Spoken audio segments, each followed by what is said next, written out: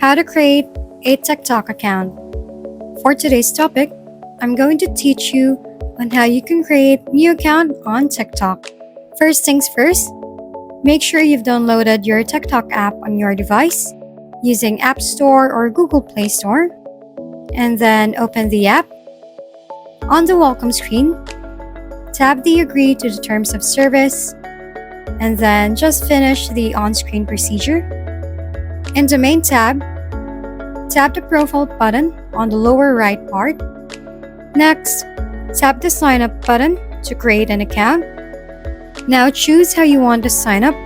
It's either using your account on Facebook, Apple, Google, or any options here.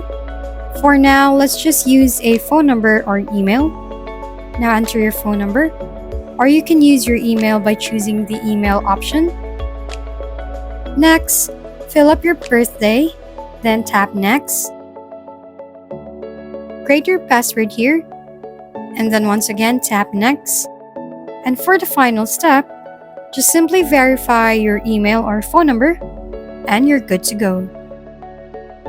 If you found this video helpful, please like and subscribe. If you have any questions, drop them below, and we'll see you on the next video.